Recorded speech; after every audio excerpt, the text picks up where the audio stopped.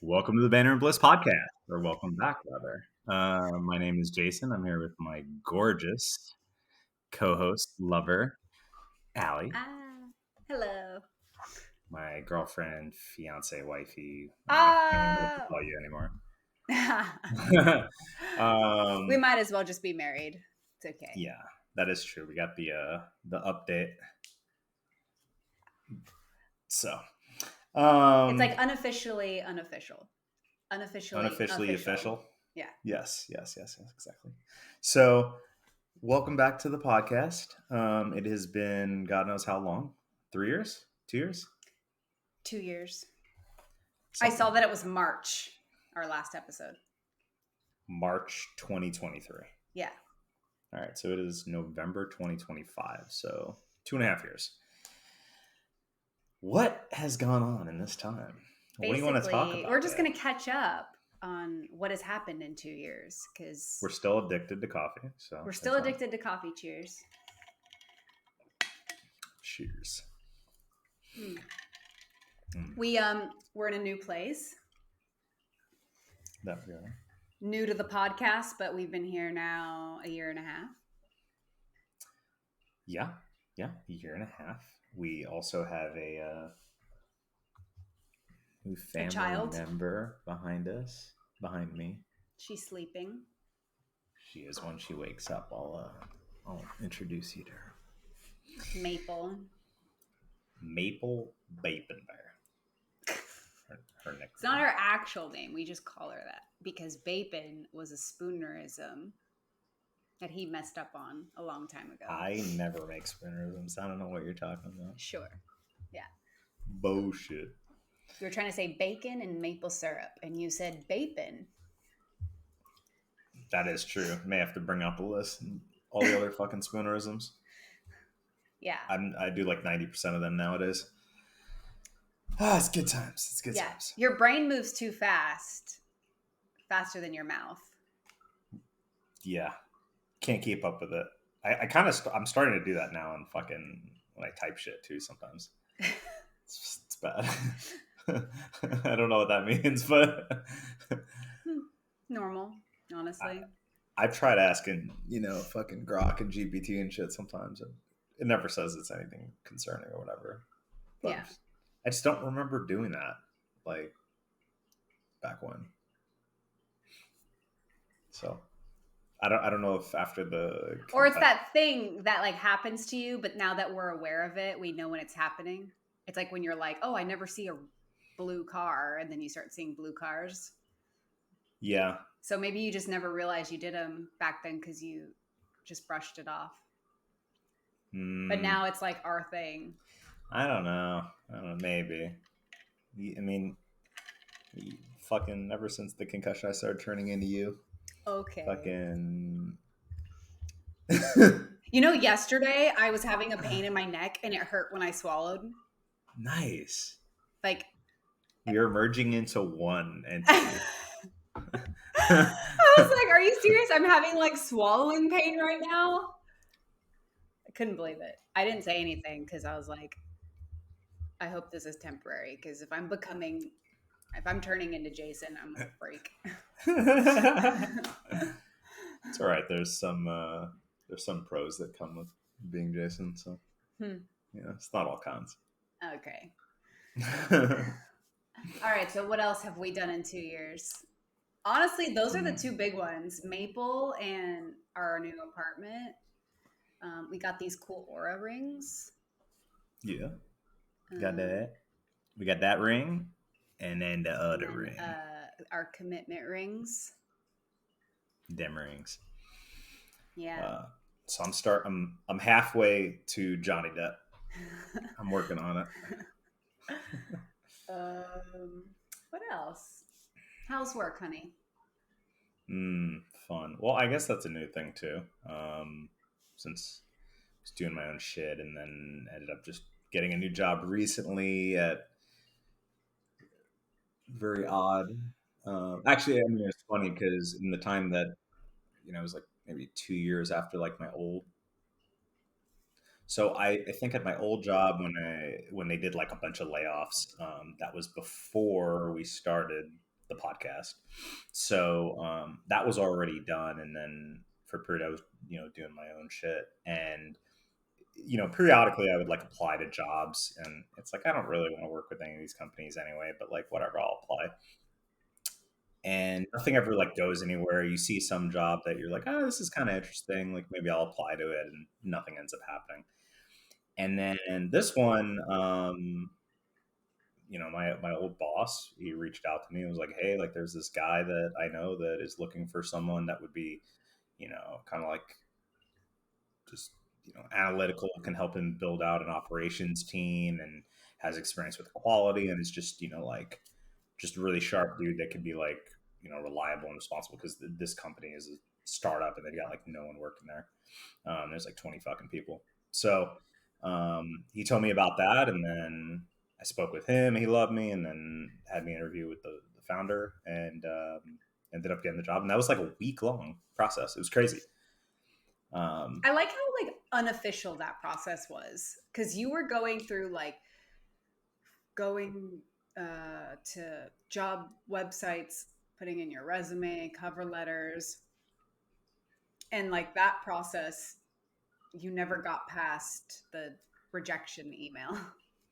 Yeah, I mean, and everyone's going through this, and it's crazy, because it's like even worse now than like a couple months ago when I got the job, right? Like you're hearing about this shit all the time, where people just struggle and get stuff, and now the economy is probably going to be on, probably on a downturn in the next like year or so, given everything going on that macroeconomically, and Fed's probably going to cut more, and jobs numbers have been kind of whatever. So I don't know. It's tough to say. And now also with AI becoming a huge thing. I mean, like I said in the beginning of the podcast, right? I was like, hey, like, I've even asked about the spoonerism shit and other stuff.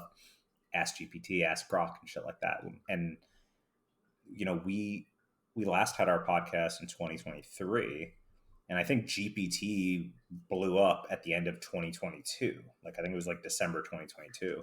So that was at the beginning. Now it's like AI is becoming already integrated in everything, and then we're gonna have shit like Optimus and robotics, and it's crazy.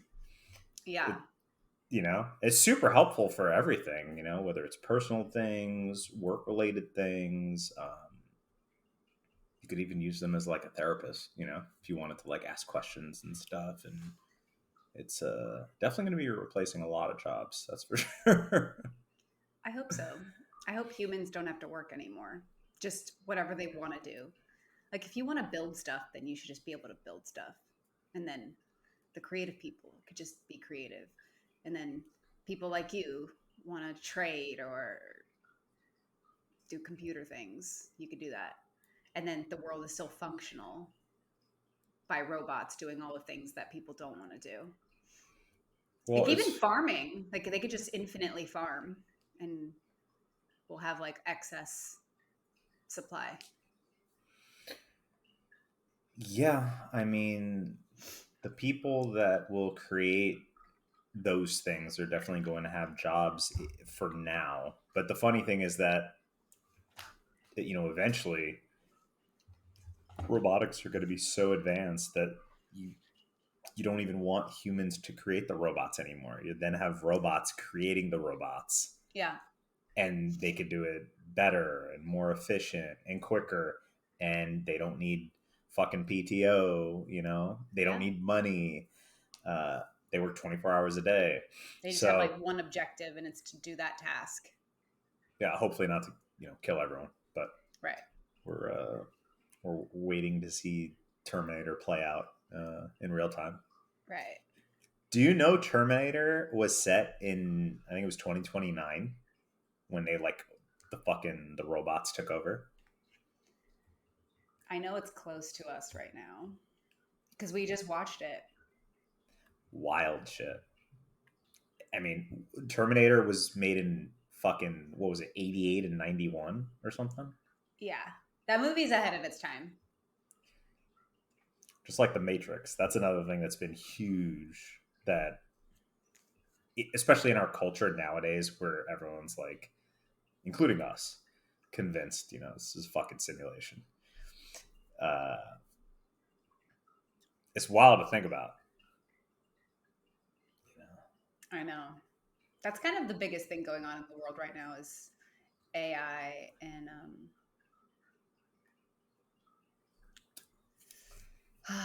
I don't know, a lot of politics probably, but you and I try to stay out of it as much as possible. Yeah. So tell everyone how your work stuff has been. I don't know where I was in 2023, but I think I was already at Nanny. You were probably doing the same I had stuff, but it was probably- probably the beginning of it. I'd probably just started.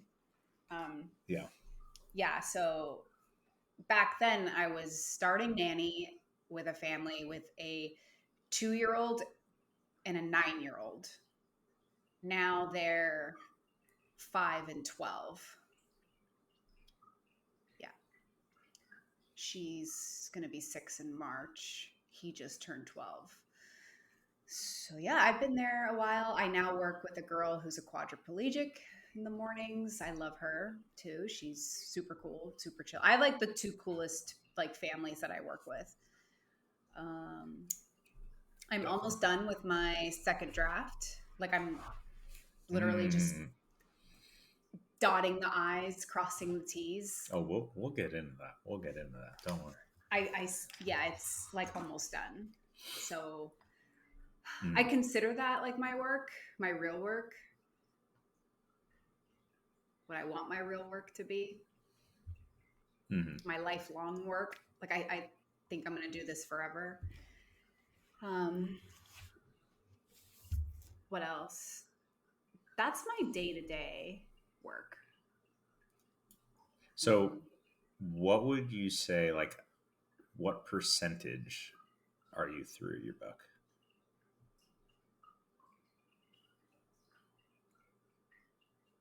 Like 90. 90%. And that 90% took you 2 years. Long? Or the whole, like all of it? The whole thing. Yeah. So your first, prior to going into actually like writing the book, where you're just in the idea, marinating in the head. Yes, that took the longest, actually. I wrote one scene when I was a senior in high school in 2009. I wrote like a battle scene. I actually have that battle scene in my binder in the closet. So I kind of count that, but at the same time, not really. I was like, oh, I want this cool battle scene with like different creatures and they're coming at each other, you know, like some epic thing. But then it wasn't until I started playing World of Warcraft in 2010 where now I'm immersed in these different areas and different worlds and the different, I don't know what you call them, like the Alliance and the Horde, like two different sides of something. I was really fascinated by like how like they're just enemies and, you know, you PvP with other players on that side. And that's when it started to really start conceptualizing ideas in my head. Like, oh, this would be a good idea. Oh, I like this world. Oh, that would be cool if there's like a capital or a castle and royalty and maybe there's commoners, maybe there's magic and then the dungeons and then it started slowly coming and then Star Wars came out and then the whole like their dynamic inspired some stuff. Other movies inspired little things and then like slowly it was starting to become like this little story in my head or a scene I was like, oh, they should have done this or I could do that better or something. And then I don't remember. Oh, and then I started writing it as a script. So it wasn't a novel at first. I started writing it as a script in like 2011, 2012. It was like when I had Zeppelin. So 2012, actually. 2012. No, baby. Yeah, I started writing it as a script because I was like, oh, this could be like a movie, like an epic movie series. But then I realized my love for description and detail didn't fit the script format, because scripts are a bit more vague. They don't dive into details as much as a novel would. So I'm like, I think I would rather have this as a novel so I could really get in there. Mm-hmm. And that's one of my favorite parts about writing is the details.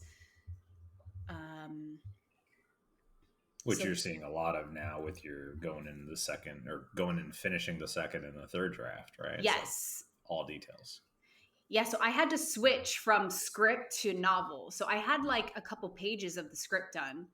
But I'm like, oh crap, now I gotta like fix it. And yeah, and then I think I wrote like 7 or 8 chapters in my first draft in 2018, 2019. And then they got deleted, like removed. Yeah, I remember that. And I cried. I was so upset. I was like, you didn't back it up? Yeah, I didn't back it up. I don't know what happened. It just, the files were like corrupted and then I couldn't get it back. That's awful. So I had to start all over and I was really devastated. But the second version came out way better.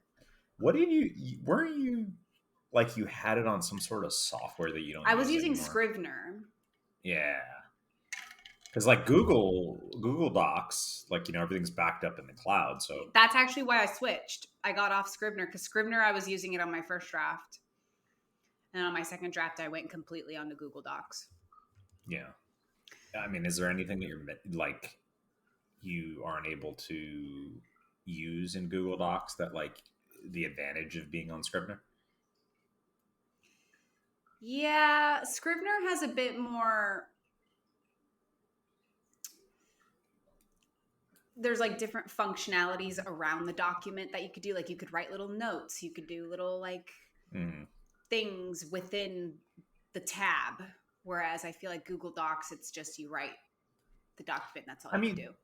There's some stuff you could like a note, for example. You could make a comment. Yeah, but you know, Scrivener just had it done a little better. Yeah, I mean, because it's made for that. It's made to be a novel. Right. System thing. And with all that said, my first draft you helped me with in 2023 to finish my first draft. We planned it out for the year where I'd write like a chapter and a half, and I did it. Yeah, that was awesome. That was the catalyst, I think, to where I am now, because that's the hardest part is the first draft. Yeah, and I mean, you were like, I remember when we were like first dating back in 2021 into 2022. Like I remember you talking about that, and at this point I don't even remember the exact combo that we had, but it was something like, oh yeah, like I'm writing this book, and it's like, all right, like, and then you were telling me like when you started it, and it was like, oh, like you started it like a while ago, like when do you do it? And then we start like identifying, it's like, well, I have this thing and I like it and I do it, but like sometimes I do it and then sometimes I don't, and you're just kind of like taking it at your pace, and then realizing like how much time has gone by, and it's like at some point you want to go on to the sequel or like another book or something like that. And like I have a bunch of ideas for scenes, and that's when we learned that I'm really good at coming up with ideas, but you're really good with structure and like formulating a plan. So when you helped me and we collabed on that, that's when it really started to gain traction. Yeah. No, I mean, for sure. I mean, that's one of the strong, like one of the strong suits of like the personality dynamic of the two of us, and anyone else that is watching, if they're in a relationship and they have a partner that is, whether they're saying very similar or very different, there are certain components where you can kind of get that added like benefit. And for us, personality wise, I would say we're quite different, right? We have a lot of the same interests and we get along well, but like writing is like her thing. Like that's not my type of thing. And just like she said, she's more like creating these ideas and stuff, and that's something that's not really as much of a strong suit with me, because I'm more is it I always fucking forget, right side brain, left side, I don't fucking know, whatever.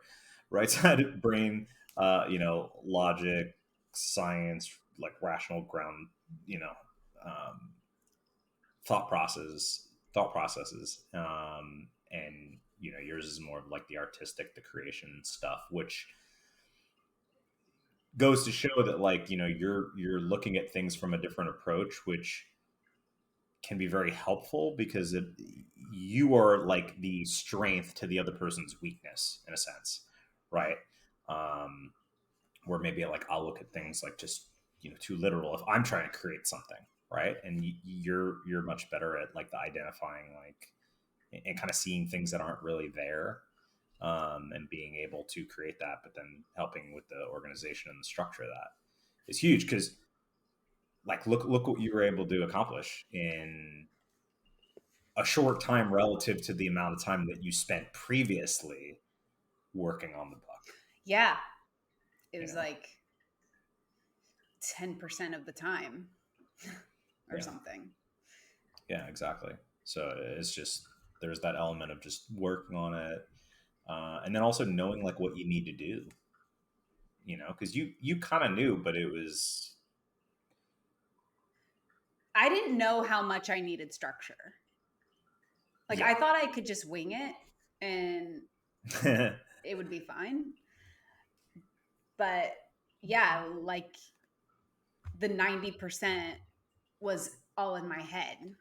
That 90% of time where this idea was festering in there,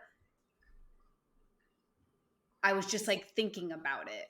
It wasn't being taken. There was no action being taken because one, didn't know where to start really. It's such a gargantuan project. Now that I look at it, like I actually cannot believe how big of a project it is. Let me see how many pages it is now. Yeah. Because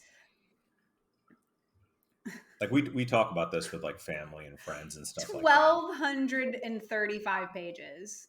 Like That's if you would have crazy. told me I would have written 1,200 pages, I would have been like, there's no way I'm writing a book Yeah, it's a lot. that long. And you look at some well-known big fucking books, Game of Thrones, Harry Potter, and shit like that. And she's better with the numbers on that because I don't fucking know, but I just know that they're a lot. But I think, don't you have more pages than like some of the Harry Potter books? Yeah, I do. Grok was saying that it was like close to It, the size of It, which is a freaking huge book. Jeez. Yeah. So, but I mean, yeah, the big thing, like I was gonna say, is like, we've had this conversation when it comes to like friends or family and stuff like that, where people are maybe not in situations that they want to be in, and they're not where they want to get to, and a lot of times maybe they'll complain about something, but they don't take the necessary actions and steps that they need to take to get where they want to get to.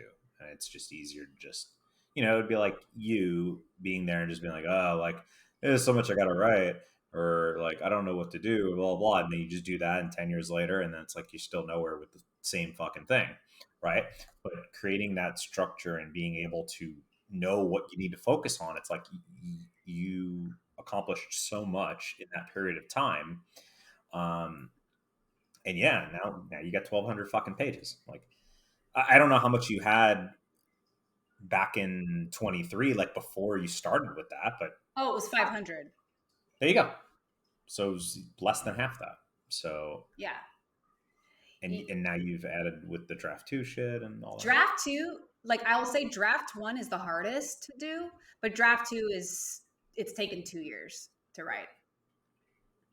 It's just, I will always say this, draft 1 is the bones, draft 2 is the meat.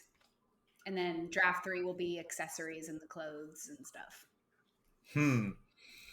Yeah, draft 3 will be good, and then I'm ready to go through that. read it when it's completed. Yeah, that's pretty much like what's going on with us. We're playing Overwatch still. She's slightly waking up. You can talk. I'll grab her. I was gonna say, oh, show her. Bring her to the camera. Show her. Oh, your baby. Oh, she's so sleepy. This is Maple. Say hi. Hey. She's a little cutie. She's very tired, very sleepy. She had a busy day of sleeping, so she's now tired from the sleeping. That's right. We have these little cute outfits for her, like seasonal outfit. It's a turkey one. Little Thanksgiving. And she's got a little Christmas collar on right now. You probably can't see. It's like a little hard. She's like dead weight right now because she just woke up, but she got a little candy cane and gingerbread cookie, and she's all decked out for the holidays because I can't help myself. She is. Yeah. She loves to decorate, so, and that includes the cat. Got a little heart thingy here. Yeah. The baby. Yeah, she's a little cutie. She's been a wonderful addition to our little household. Yeah, she loves string, and she loves to eat. She's kind of like a Jekyll dog. and Hyde. Yeah, she's crazy. That's why we got to keep the suit on her, because she's a nutcase when the suit comes out. Yeah. So that calms her down a little bit, like when we try to sleep, because she sleeps with us. She's already got her spot. She's got this little spot right, like in the back of me, like between my legs or whatever. I don't know why, but that's like her spot. And then sometimes she'll cuddle like in between us. And she's already laying down. She's going back to sleep now. What else? She was almost 2 months when we got her. And we got her. We were told she was almost 2 months, and then it was likely that she maybe was 3 or 4 months at that point. Yeah. So her birthday is who fucking knows what she is now? Star Wars Day. Star Wars Day. Hey, little baby. Yeah, she's like ready to just go back to bed. I'm trying to show you off, kitty, and you're just swatting me with your tail. She's really sweet. Yeah, she's adorable. Anything else you want to go over, babe? No, we're at the. I was going to say we're still playing Overwatch. Yes, we're still taking lots of L's. Lots of L's. We're de-ranking instead of ranking up. So that's fun. Get better, try harder, still get L's. We play with our friends still on Discord. Cozy Coven. That's our Discord name. The Cozy Coven. Oh, the baby. I guess what have you learned in 4 years? See, she loves me. That's why she's fucking taking apart on me. Stop it. Ah. Ow. She's psycho. This is why she's got the suit. Even with the suit, she's even crazy. With the suit. Yeah. Stop it. All right. She is not. She is not happy. Okay. All right. You want to go back to bed?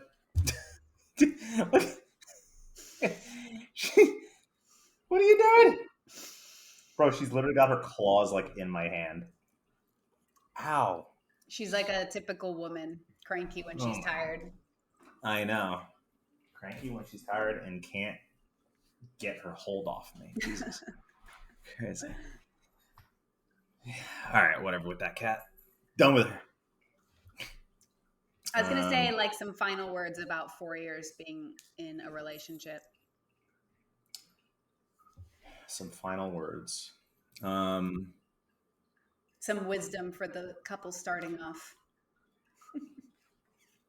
If you find the right person, it's actually surprisingly easy. Otherwise, good luck, I guess.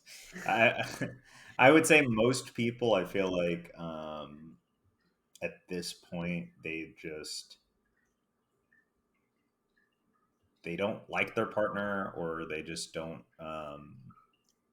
enjoy spending time with them, or they're just tired of them, or whatever the case may be. And I mean, like, our relationship is probably as strong as it's ever been, really, like at this point. Like, and it doesn't seem to ever get like weaker with that. Like, if anything, it like at worst it's like the same as it was like a week ago, or a month ago. And then Yeah.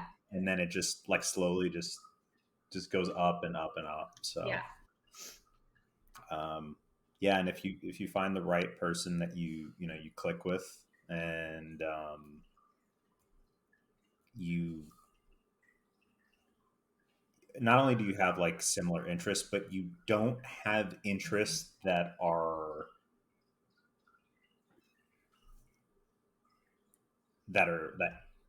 conflict or clash with the other person. I think like that's even more important than having the same interests, is not having interests that like conflict and clash with the other person.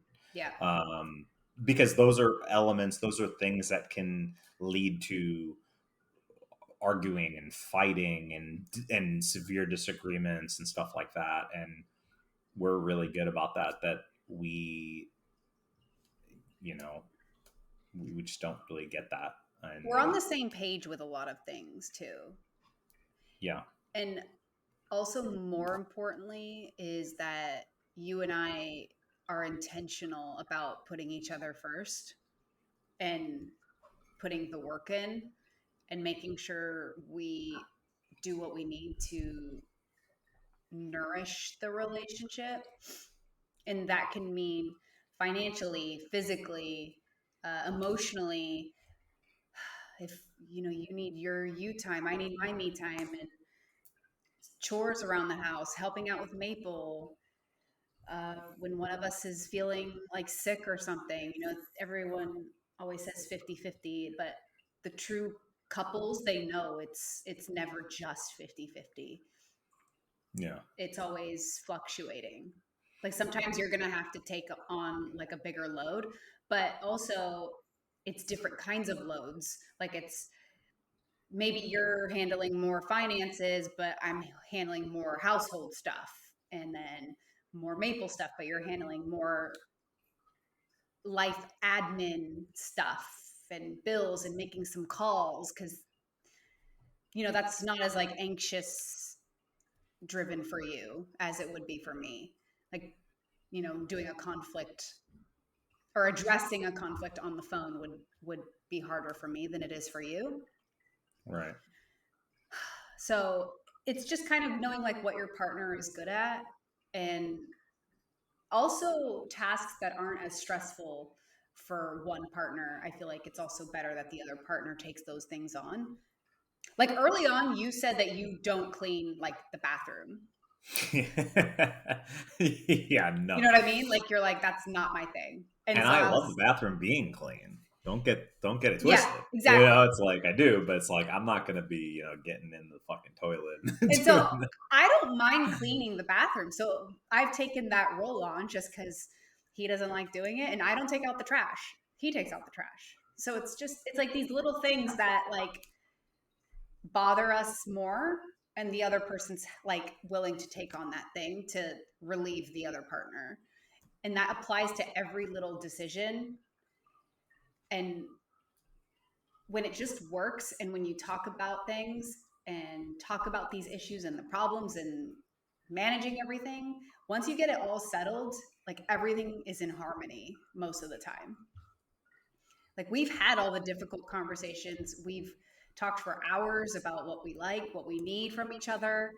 We've studied our personalities, our weaknesses, our strengths, just to be like a better partner for each other. We have our little sheet with all the data. Yeah. Like you and me, like worked at it in the beginning, and we're still working on it now. We're not being lazy about it and giving up because, oh, we're committed, so like they're gonna stay. I don't have to do my makeup anymore because where's he gonna go?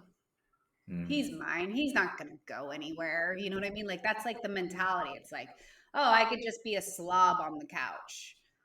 But no, it's you gotta look good for your partner. You gotta keep fit, best you can. Stay healthy. Go to the doctor. Go to the dentist. Shave your beard.